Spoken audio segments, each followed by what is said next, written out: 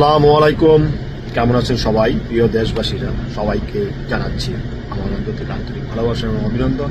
আমি Sheikh Saiful Islam, Canada Toronto শহর থেকে। আজকের কথা হলো ডক্টর ইউনূস স্যারকে নিয়ে। ডক্টর ইউনূস স্যারকে উদ্দেশ্য করে প্রিয় দেশবাসী, আপনাদের কাছে আমার রিকোয়েস্ট, সবাই একজোট হয়ে একক হয়ে ঐক্যভাবে স্যারকে রিকোয়েস্ট জানাই। স্যার আসলে একজন ভালো মানুষ। ডক্টর ইউনূস স্যার আসলে একজন ভালো মানুষ। সে হয়তো বিকৃত হয়ে যাচ্ছে, তাকে বিক্রি হতে দিয়েন না। বিকৃত হয়ে যাচ্ছে, বিক্রি হতে দিয়েন না। তাদের বিকৃত হতে ওদের হওয়ার থেকে বাঁচান। আসলে তার নীতি, অনেক দেশে তার নীতিকে ফলো করে। অনেক দেশে তার একটু কথা শোনার জন্য পাগলের মতো বেকুল হয়ে থাকে। অনেক দেশে তার অনেক সম্মান আছে। আসলে সে একজন সম্মানিত মানুষ, জ্ঞানী মানুষ। নিঃশর্তে আমাদের গর্ব, আমাদের এই বাংলার বুকে এমন একজন প্রদীপ জ্বলেছে, আমাদের গর্ব। স্যার, আপনাকে উদ্দেশ্য করে বলছি, আপনাদের কাছে হাম্বল রিকোয়েস্ট, আপনি অন্তত বিক্রি হয়েছেন। আপনার এই নীতিকে বিক্রি করেন, আপনার এই সততাকে বিক্রি করেন, আপনার এই সম্মানকে বিক্রি করেন। তিলে তিলে যে সম্মান তৈরি করেছেন দুনিয়ার মাঝে, যারা যে স্টুডেন্টরা আপনার নীতিকে, আপনার একটু কথা শোনার জন্য, আপনার নীতিকে ফলো করে, আপনার একটু কথা শোনার জন্য, আপনার একটু লেকচার শোনার জন্য তারা বসে থাকে ঘন্টার পর ঘন্টা। আপনার সাথে অ্যাপয়েন্টমেন্ট নেন, আপনি একটা সেমিনার শোনার জন্য। আর আপনি যদি স্যার বিক্রি হয়ে যান, আপনি যদি আইনকে বিক্রি করে দেন, আপনি যদি আপনার সততাকে বিক্রি করে দেন, আপনি যদি আপনার নীতিকে বিক্রি করে দেন, স্যার কোথায় যাব আমরা বলেন? স্যার, আপনার কাছে অনেক রিকোয়েস্ট। আমি পার্সোনালভাবে আপনাকে অনেক ভালোবাসি, অনেক সম্মান করি। আপনি একজন বাংলার সৈনিক। নিশ্চিতভাবে বলতে পারি যে আপনি একজন অনেক ভালো মানুষ, অনেক জ্ঞানী মানুষ, অনেক ইন্টেলিজেন্ট। আপনার তুলনা না। আপনি একজন লিডার বটে, এবং আপনি একজন লিডার। এবং বলবো লিডারের লিডার বলবো আপনাকে বলবো লিডারের নেতা হওয়ার যোগ্য আপনি একজন ভালো প্রফেসর, আপনি একজন ভালো জ্ঞানী, ইন্টেলিজেন্ট। এটা আমি বলতে পারবো এবং গর্ব করি আপনাকে নিয়ে। কিন্তু আপনার এই গর্বটা, আমি শুধু না, হাজারো লাখো মানুষ আছে আপনাকে নিয়ে গর্ব, আপনাকে ভালোবাসে। স্যার, আপনাকে বলতেছি, কখনো দেশটাকে কারো হাতে দিয়েন না, কারো কথা শুনলেন না। আপনাকে যারাই আপনাকে এখানে বসাইছে, আপনাদের দেশের একজন, আপনি তো শপথ করে আসছেন দেশের জন্য করবেন, তো দেশের জন্যই করেন স্যার। কারো কথা শুনলেন না। কে বসালো আপনাকে, কে আনলো আপনাকে, উপদেষ্টা বানালো, দেশের প্রধান বানালো, সেটা আপনার কাছে ইম্পর্টেন্ট যেন না হয়। ইম্পর্টেন্ট এইটাই যেন হয়, দেশের নীতি নিয়ম মালা যেন আপনি ঠিক করতে পারেন। যেইভাবে চেঞ্জ করতেন সেভাবে চেঞ্জ করতে পারেন, সঠিকটা করে। আপনার জ্ঞান দিয়ে বিবেচনা করেন, কারো কথা শুনেন, কারো কটূক্তিতে আপনি পড়ে যান, কারো ফাঁদে পড়েন, ট্রাপে পড়েন। আর আপনি একজন জ্ঞানী মানুষ। আপনাকে রিকোয়েস্ট, স্যার, আমাদের এই দেশটা অনেক সাফরিং করে, দেশের মানুষগুলো অনেক সাফরিং করেছে, আর সাফরিং করতে দিয়ে আপনি নিজে জানেন আমাদের এই দেশের সম্পদ যথেষ্ট আমাদের জন্য। আমরা অনেক উপরে যেতে পারি, ইউরোপকে আমরা টপকাতে পারি।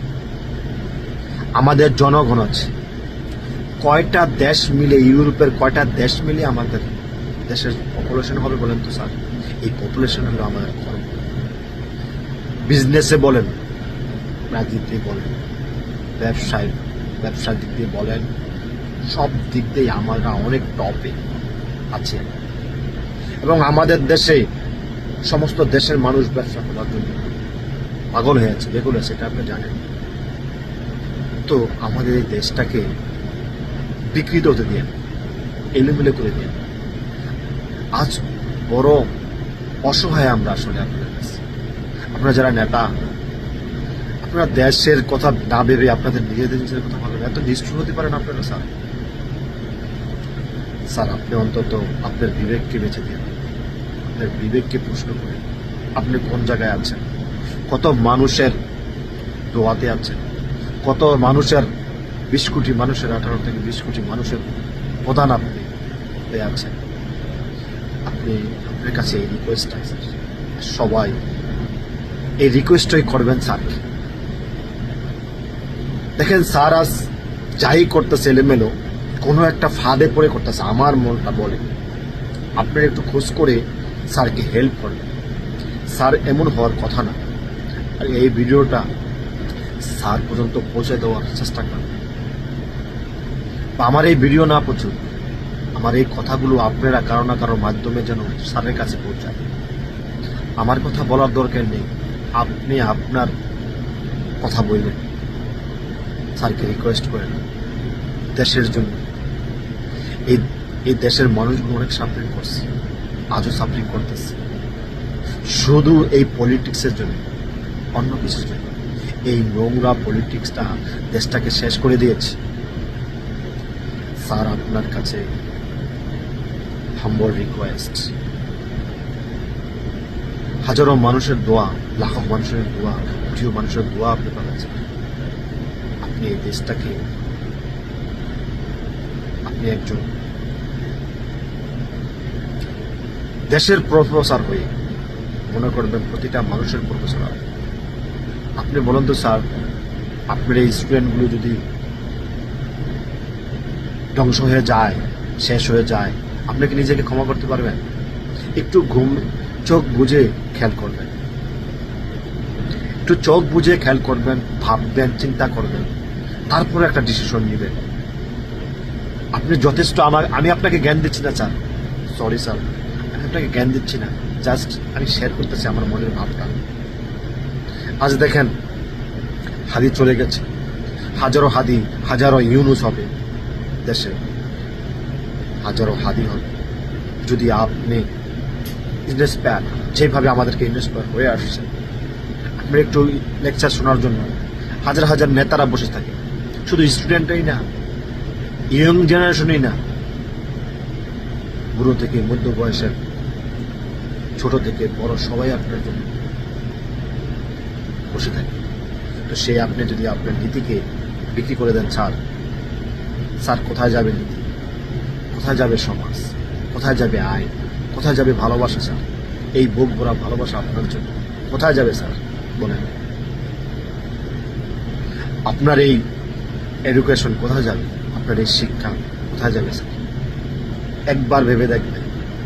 আপনার কথা শুনে এমনও আছে ওয়ার্ল্ডের ভিতরে আপনার কথা শুনে হাজারো মানুষ চেঞ্জ হয়ে গেছে, আর আপনাকে আল্লাহ কোথায় এনেছে দেখেন। আপনি চাননি যে আপনি দেশে আসবেন, আপনি যেই বলেছেন যে আপনি চাননি এই দেশের প্রতিষ্ঠা হওয়ার জন্য, দেশের প্রধান হওয়ার জন্য, কিন্তু আপনাকে নিয়ে আসছে স্যার। তো এই সম্মানটা স্যার, সম্মান নিয়ে যদি দুনিয়া থেকে চলে যান দেশের দোয়া নিয়ে, আপনি যদি আপনার নিয়তটা থাকে যে আপনি ভালো করেছেন, কে কি বললো সেটা বিষয় না, আপনি যদি মানাও যান, সমস্ত দেশের দোয়া হবে না, এক শহীদই মৃত্যু হবে আপনার। আর যদি আপনি দেশের জন্য দেশকে বিক্রি করে দিয়েছেন বা দেশকে বিকৃত করে ফেলেন, এই 20 কোটি মানুষের অধিশাপ আপনার লাগবে। ভেবে দেখবেন স্যার আমার এই কথা, আর আমাকে ক্ষমা করবেন স্যার আমার যদি কোনো কথাতে ভুল হয়ে থাকে। আপনি আমার একজন সম্মানিত, আমার একজন ভালোবাসার, আমার একজন শুভকাঙ্ক্ষী। আপনাকে উদ্দেশ্য করে স্যার এই কথাগুলো অনেক রিকোয়েস্ট এবং সম্মান দিয়ে আপনার কাছে কখনোই আপনাকে ছোট করতে পারবো না, বড় ভালোবাসি আপনার কাছে। আর সেই ভালোবাসার মানুষটাই দেশের প্রধান হয়েছে। ভেবেছিলাম দেশটা অনেক কিছু হবে স্যার, দেশটা শান্তি পাবো। দেশের মানুষগুলো দেশ বাইরে থাকে, তারা আসতে পারে না দেশে স্যার, এই নোংরা রাজনীতির জন্য। আমরা যেতে পারি না। আমি নিজেও স্যার 20 বছর ধরে বাইরে কয়েকবার গেছে স্যার দেশে কিছু একটা করবো, কিছু একটা করে খাবো, সেই সাহসটা পাই না দেশে গেলে স্যার। যেই অবস্থা, দেশের যেই নোংরা রাজনীতি, দেশের যে মানুষজন যেভাবে হয়ে গেছে, রাজনীতি তাদেরকে শিখাইছে, না রেসপেক্ট আছে, না ভালোবাসা আছে। ছাড়, টাকা টাকা করতে করতে দেশ এমপি মন্ত্রীরা, পুলিশ প্রশাসনে সমস্ত জায়গায় করপশন, লুটপাট ভরে গেছে। ইজ্জতের ভয়, মা বোনকে দিতে পারছে না, সিকিউরিটি দিতে পারছে না, আমাদের মেয়ে ছেলেদেরকে সিকিউরিটি দিতে পারতেছে না।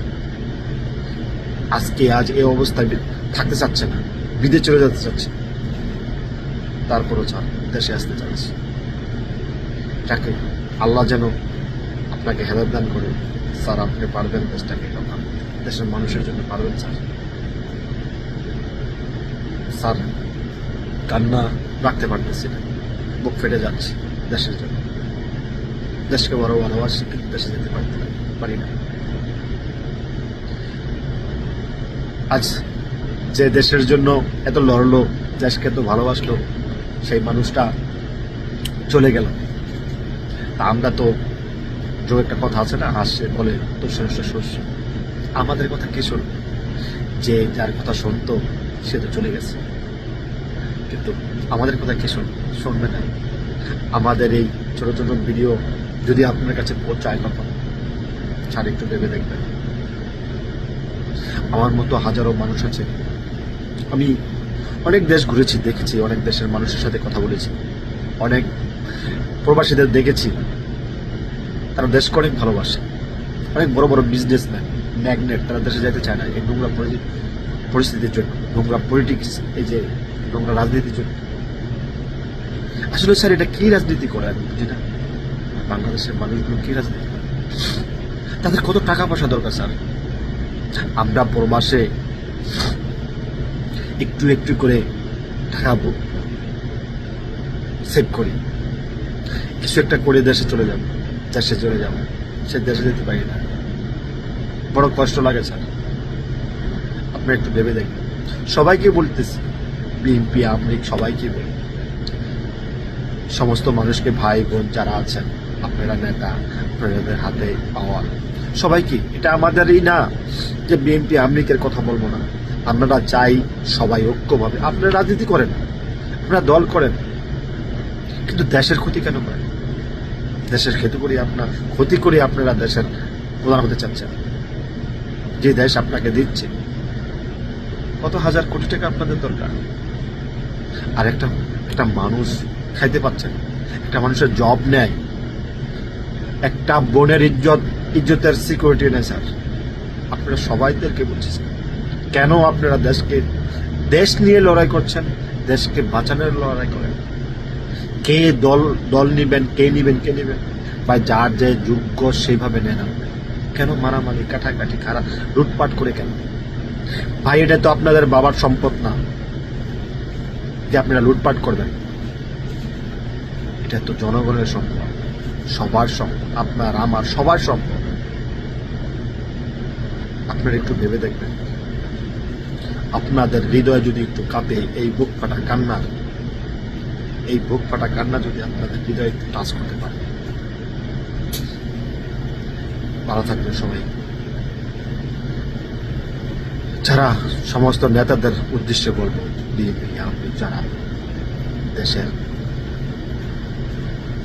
দেশকে ভালোবাসেন না, শুধু টাকাকে ভালোবাসেন, তাদের ভেবে দেখেন তো স্যার, আপনার মেয়েটা যদি এরকম হতো, যে মেয়েটা আজ আপনাদের কারণে, যে মেয়েটা এমন হচ্ছে, যার ইজ্জতের সিকিউরিটি নেই, যার ইজ্জত লুটপাট করেছে, আপনার মেয়েটা যদি এরকমটা হতো, আপনার ওয়াইফ যদি হতো, আপনার মা যদি হতো, ভেবে দেখবেন। আপনার যারটা লুট করছেন, আপনারটা যদি কেউ লুট করে, তো আপনি কি হবে? ভেবে দেখবেন। Thank you. ক্ষমা চোখে দেখবেন।